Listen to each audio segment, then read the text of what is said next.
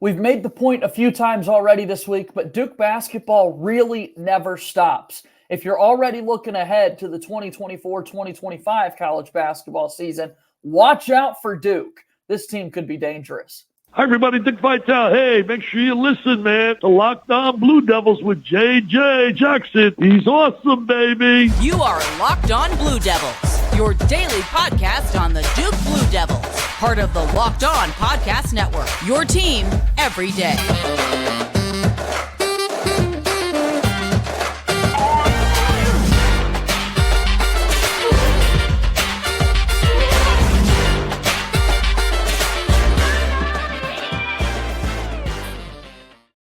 Hello, everybody, and welcome into another episode of the Locked On Blue Devils podcast. My name is J.J. Jackson. Excited to be here with you on the morning of Wednesday, April 10th, 2024. Locked On Blue Devils, of course, is your one-stop shop for everything going on in the life of Duke athletics. We talk a whole lot about Duke basketball. As we saw the college basketball season come to a close on Monday night, we got to talk about the upcoming one because Duke basketball truly never stops. And Duke, right now, the title favorites going into this next season. We'll talk about that. We'll talk about some of the transfer portal decisions already made with our good friend Josh Cox when he joins us here in just a little bit. If you have not done so already, please be sure to follow and subscribe to Locked On Blue Devils for free, wherever it is that you get your podcasts. Also, make sure that you like this video on YouTube, subscribe to our YouTube channel, share this with your friends, comment down below. The comment section has really been going crazy the past couple of days, and I love to see that. So keep commenting. Let us know what you think about Duke's team going into next season, because we're in limbo right now over these next few weeks with roster decisions still yet to be made. But a lot to discuss here on the program. And, of course, make sure you follow us on X at LO_Blue Devils. I'm there as well at _JJ_Jackson_. So without further ado, we'll bring him on in. Josh Cox was here with us on this Wednesday to talk a little Duke basketball. It never stops, Josh. We truly got to keep this conversation going. Monday night, we saw the end of a college basketball season. So now we're turning the page, right? Yeah, I mean, it's crazy, the build-up all the way through the summertime and then the fall, and then it's over in what's seemingly, is so quick with the way the NCAA tournament is set up. But, yeah, I mean, what an incredible title game. Congrats to UConn on that. Maybe we may talk a little bit more about that. But yeah, I mean, it was a good run. And as I mentioned on this show before, I believe it was a good run for Duke as well. A good run for Duke, making the Elite Eight. And Coach Shire, I think, did a good job with this team. And yeah, like the NBA a little bit, the off season with the transfer portal and with the NBA, potential there, the off season in college basketball is becoming, entertaining as well. And so literally never stops, right? Yeah, and it can happen at any given day. Who knows? In the years to come, I'm sure they'll make changes in terms of what that calendar looks like. I think it'd be good for the sport if they could set up a more organized window for the transfer portal to be open and to see the player movement take place. That's just food for thought for another day. But talking about this next basketball season, now that the page has turned, people already want to jump to 2024, 2025, and we're going to do that too. We're proud partners with our friends over at FanDuel. They've already got an early look at title favorites for the upcoming basketball season. Duke is at the top, plus 1,100. Our friends at FanDuel had Duke opening up for the NCAA Men's Basketball Championship in 2025 with the bets odds. Kansas right behind Duke at plus 1,200. And then you've got a grouping of Alabama, North Carolina, and Houston at 1,500. UConn at 1,800. Arizona at 2,000. I don't want to get into kind of the deep dive of other teams atop the sport right now. It's way too early to do that, but we will do that for Duke since we talk about them each and every day. It's a good feeling, man. It is a good feeling. You'd be lying to yourself if you didn't believe this, that, hey, people do view Duke as one of the teams to beat next year. I mean, yeah, and obviously this is hinging on this recruiting class that Coach Shire's put together, the number one recruiting class in the country. Obviously the player everyone's talking about, Cooper Flagg, coming in and being as dominant as, everyone thinks he can be.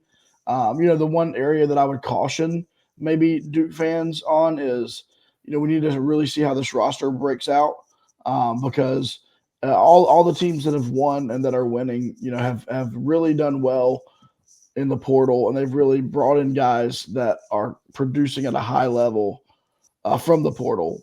And I was thinking about a good example of that, of just a solid, steady player, not a star, but a solid, steady player was Cam Spencer from UConn.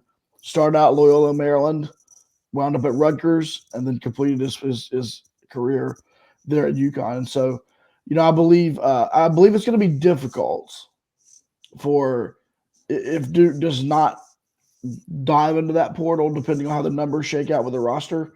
I believe it'll be difficult with a freshman-heavy team to accomplish that. But my personal belief, now that the couple of chips have already fallen, is that there will be one or two at least portal dips.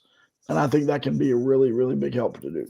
It's going to be fun to put this team together and to see what it looks like. But the fact that Duke is still up there at the top in regards to title favorites, still a lot of decisions left to be made. We know that Christian Reeves is transferring. We know that Mark Mitchell is transferring. We know that Ryan Young has run out of NCAA college basketball eligibility. And then we know freshmen are coming in. That's pretty much the only thing we really know with 100% certainty at the time that you and I are talking right now here on Wednesday, a few days after the national title game has come to a close. Still less than 48 hours since that took place and since these books opened up. But if you hear the chatter around the Duke team going into next season, I've certainly heard a lot of people in the sport that are well connected with NBA executives and guys at the next level, and they are really excited about the fact that they're going to make trips to Durham, not only for Cooper Flagg, but for Common Malawak, who's going to be right there and a projected top 5 pick, Duke's South Sudan incoming freshman. A big addition there for the Blue Devils, and a front court that Duke's now going to be able to put together for this upcoming season. Yeah, by the way, was it yesterday that his official measurements came out in his 9'5" wingspan or something crazy like that, or standing? I forget what it was, but it was just ridiculous. But yeah, you're too right. Big for a human being. Yeah, correct. And then that's not even the guy that's kind of getting lost a little somewhat in this class, Darren Harris, just going off this past week for 36 points in 30 minutes or something like that, and there's a lot of potential coming in, a lot of next level star potential. But I think the key, JJ, is this. The key for John Shire is, can we maximize at Duke the 9 months that these guys are going to be on campus for the one and dones? Can we get the most out of their 9 months, and to where they're not just a prospect with potential, right? And we know they're going to be good, but while they're here at Duke, they play really good basketball, right? And I think that's the challenge. We obviously know that these guys have potential and they will be good pros one day, but the challenge in this era is to get them to play at a high level for college basketball for 9 months. If you can do that, you can win championships. And so that's the challenge I think that Coach Shire and the staff face. A lot to talk about, a lot to see, a lot of moving parts to discuss and that sort of thing. And we'll continue to have those conversations throughout the rest of the program today and in the days and weeks to come, because I do want to talk a little bit about the fact of putting this team together and how quickly you've got to make these parts fit over the course of 9 months. We just saw it this season with what UConn was able to do, ultimately winning a national title, having to replace so much from the year before. Let's put that title into context. Really curious to hear Josh's case on that and more after we take our first time out here on this episode of Locked On Blue Devils. Locked On Blue Devils here today is brought to you by our friends over at FanDuel. FanDuel, of course, is America's #1 sportsbook, and we are getting ready for playoff time in the NBA and NHL. Baseball's in full swing, and FanDuel is your place to bet on every game. Right now, new customers get $150 in bonus bets, guaranteed. That's $150, win or lose. Bet on everything from slap shots to home runs to slam dunks, all in an app that is safe, secure, and super easy to use. What are you waiting for? Visit FanDuel.com/lockedon and make your first bet an automatic win. FanDuel is America's #1 sportsbook. FanDuel also a proud sponsor of Locked On Blue Devils.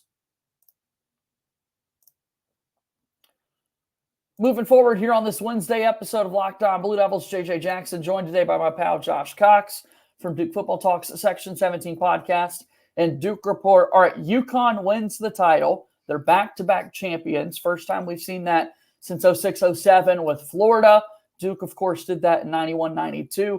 No team has won 3 straight since the NCAA tournament field expanded in 1985, since it expanded to 64 teams. And then the last time that happened at all was 7 straight that UCLA got at the late 60s, early 70s. So really tough to do to keep this thing winning. And UConn was able to do that after last season losing 5 of their top 8 scorers and putting it together. Put this title into context, if you will, Josh.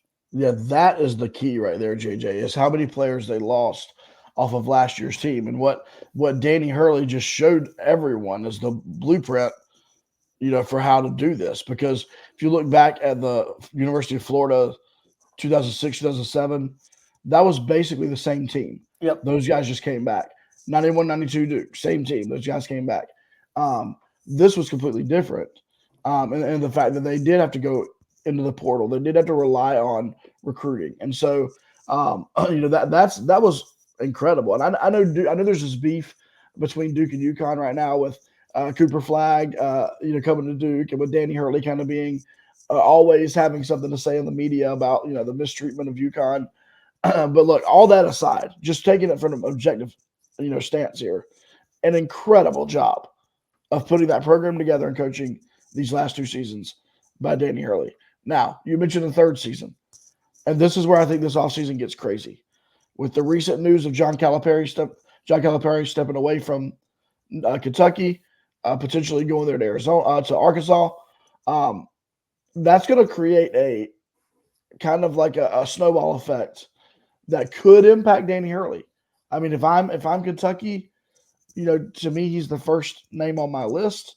I don't know what they're going to look at or who they're going to look for, but that could then create an opening at UConn. And then you have all of these things, you never know what's going to happen in the offseason, and the trajectory and the landscape of college basketball could greatly change, in the next 3 weeks. I mean, you look at these guys, you watch the fire of Danny Hurley fighting for his players. There's a lot of guys want to play for a guy like that. He winds up in Kentucky with unlimited NIL money and anything that he needs there. And all of a sudden, that's the destination. And all of a sudden, now the odds, we're talking about Duke's odds, all of a sudden Kentucky, who's not even been in the conversation, all of a sudden they're now in the conversation. And so, I don't know, man, it's a wild, kind of a crazy era that we're in. But I think that kind of puts it in perspective there with UConn, is that if Danny Hurley is there, then, I mean, I'm not going to say they don't have a shot to put something together again for a 3rd season.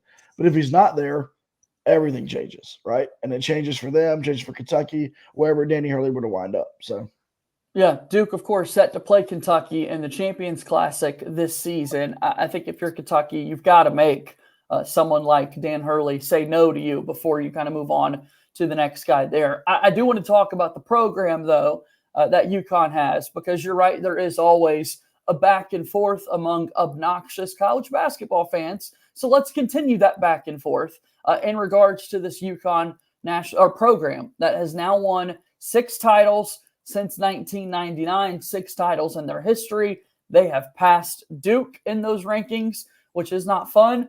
They've had to do it with 3 different coaches that have won national titles to them. Really impressive that has been the case. When you sit there and think about the fact that since 1999, 24% of the NCAA tournaments have been won by UConn. Outstanding. In the same token, since 1999, 32% of the NCAA tournaments played didn't even have UConn in the field. They didn't even qualify to play for that NCAA tournament. How do you put their program into context in the sport right now, Josh? Because that's what the titles, I'm like, yeah, absolutely. And I'm not trying to make any big shot or take away. It's just like, wow, bro, you've missed the tournament a good bit. You have had some coaching turnover over the last little while. Same stretch, Duke's only missed the tournament 1 single year. Yeah, I mean, that shows that evidently, the ups and downs, right? The highs are very high, the lows are very low. I think Duke would say the same thing sometimes about UNC. So UNC will like win the title and then not make the tournament the next season. Like, just is what it is. I don't know. But do you remember what Danny Hurley said? Was it after the end of the 2020 season or 2021? I forget what it was, but he basically said, "You better get us now Yep. while you can because we're coming." And he was right. You keep mentioning since 1999 for those of us that are older Duke fans. That one stings, man. That 1999 team for Duke, arguably the best team the Duke's ever had. The more that I watched that 2001 team, I would argue that 2001 team was better. But a lot of old heads, 1999, that team was the best Duke team. It was definitely the best Duke team to not win a title. And UConn gets that, that W. So kind of like salt in the wound there for Duke. So not only have they now passed Duke, but they also started this run by an improbable win over Duke. And so I've got nothing to say. I'm not here. This is my thing about the back and forth with the fans is like, look, they passed us in the number of national titles. Like, that's the biggie. UNC has also passed us in the number of national titles. We haven't won a national title since 2015. It's time to put a run together. If you're Duke, you got to put a run together. You got to get number 6. And so that's what Duke fans need to be focused on and pulling for, and all about us is for Duke to get that 6th, and then we're back in the conversation. Yeah, let's go make it happen. Let's go make it happen. Easier said than done, of course. The 99 team is one that people absolutely love, and rightfully so. I remember this week some of the coverage that was out there talking about the margin of victory that UConn was having in these NCAA tournament games, looking at the best historic runs in the field.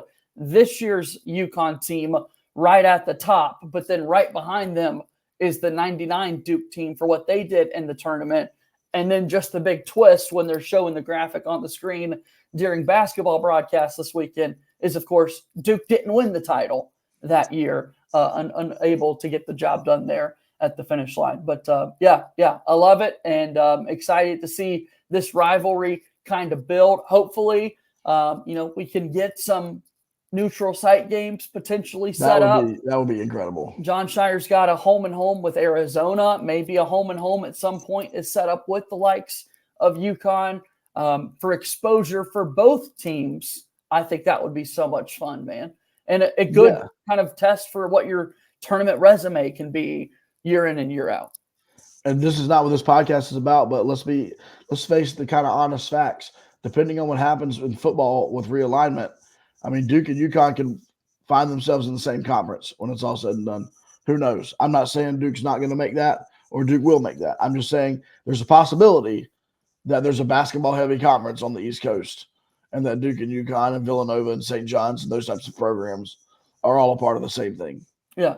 We've seen a fair number of those Duke UConn football games, so why not add a few more? Why not? A reminder: when Cooper Flagg was taking his official visit to UConn, the Duke football team was demolishing the UConn Huskies. So, and after the game, the shout out to the Duke football social media team. All they said was "flag planted," and they had the 2 G's. I love that with the win. So yeah, that was great. Facts. Terrific stuff right there. All right, one more timeout. We'll talk a little bit about the team right now as it stands, and then we'll get out of here on this Wednesday of Locked On Blue Devils.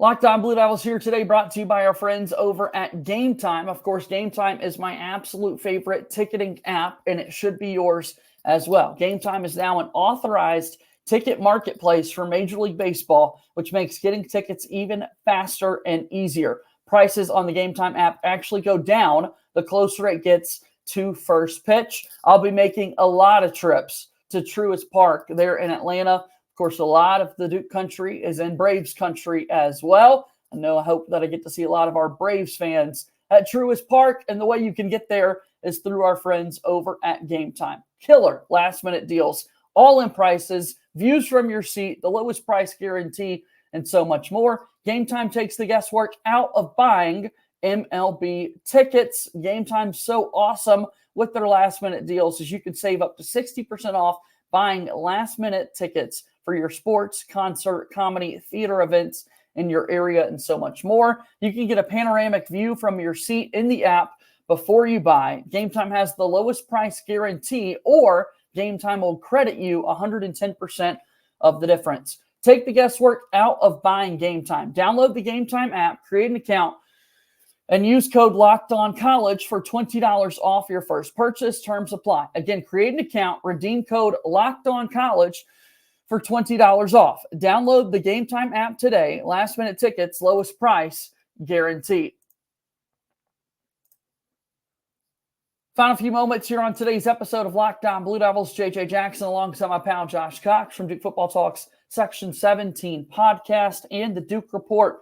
All right, we've got two players who have made their decisions to leave. Tomorrow night is expected to be the Duke men's basketball team banquet dinner, after which is when we traditionally see the produced NBA draft decision videos that the team will release, of course, with video highlights and interviews with the player and coach. You know, those things that always go up on the social media feeds that we love to see, and it hits you and it's real. And players make that type of decision. But as of right now, the only thing we know, Mark Mitchell to the transfer portal, Christian Reeves to the portal as well. How did that news hit you, Josh? Yeah, the Christian Reeves, neither one of these were surprises per se. There was no guarantee that these things are going to happen, but I don't think any logical Duke fan is surprised. I believe you had the spreadsheet up a couple of weeks ago where we mentioned that currently Duke was four people over as far as the roster numbers are concerned. You've got to expect, obviously, Filipowski to take off and go to the league. So there's number 3. Number 4 is Jeremy Roach is probably not coming back for his 5th season. And then from there, you're kind of Ryan Young would be one of those guys as Ryan well. Young, like that's true. About. Yep. So he's gone, and then so you're starting to get there. Who knows what Jared McCain is going to do? I think he's going pro, but you never know. All that to say, this is just kind of look. UConn won the national title. Their rotation was basically 6 guys, maybe a 7th, but basically 6. So what I want for Duke, and what I believe Coach Shire wants, is he wants the right combination of players that he feels like he can win with. And so, I mean, would it be nice to fill out all, 12, 13 of those roster spots with guys that could come in and, play significant minutes every game? I mean, sure, that'd be great. But to win basketball games, you probably need 7, maybe 8 in your rotation that you can really focus on, hone in on, and go. And so you got to trust Coach Shire and the staff to figure out what their needs are in the portal, fill those needs, and then you got to take it from there. And so I full well expect to see Duke become active, especially if there's no Roach, there's no McCain. You know what I mean? Who knows about Proctor? I mean, there's potential there as well. So, guards, kind of the front court looks pretty decent, with this incoming class. Especially there's 3 guys in the front court coming in. But the guards might be a spot. The wings might be a spot where Duke needs to go looking. All right, let's talk a little bit about Mark Mitchell's decision a little bit more, Josh, because yesterday heard J-Man's take. Now want to hear from you. Why do you think it didn't work this past season for Mark Mitchell? Yeah, that's a great question. And there's probably an answer that Mark could give that would be the correct answer that we may not, none of us know, right? But for some reason, whatever the reasons were, for some reason, his game, I'm not going to say that his game digressed. I'm going to say that his game did not progress from year 1 to year 2. I am going to say that his game looked a little bit more forced and unorthodox in year 2, even than it did in year 1. Obviously, I know we kind of downplayed it and we moved on, but obviously there was unhappiness enough that his father felt the liberty to tweet about it during the middle of the season. And Mark did a great job of downplaying that, but that doesn't come from nowhere, right? His dad doesn't make that up. So there were some things going on. I don't know, JJ. Like I look at some of these players, and we have seen players over the years get better. Let me give you a couple of examples. Jordan Goldwire. We watched the Jordan Goldwire from the time he got to Duke to the time he left Duke. You saw the obvious progression. Emil Jefferson. I feel like we saw an obvious progression. But honestly, I could go down the list of guys that from the time they got to Duke until the time they left Duke, no matter if they graduated or left early, they were who they were. They were the same exact player. Josh Hairston was Josh Hairston. He didn't get any better. Joey Baker didn't really improve. Joey Baker was Joey Baker. Like, it just was what it was. And so maybe that's Mark. Maybe Mark just is who he is. If that's the case, I don't know where he'll land in the portal, but I wish him all the best. Now, as a person, I think he's an incredible young man. He does his job. To his credit, he never says a word or nothing publicly. Yeah. He does his thing. But at the end of the day, I guess we're going to see, is Mark Mitchell one of those guys that just is who he is? Or is Mark Mitchell one of those guys that is a true raw talent who just needs the right situation? He needs the right coach. I don't know, because you can't tell me Duke did not pour into that young man last offseason and try to help him become a better individual player. And whatever they did, it didn't really produce into on the court success.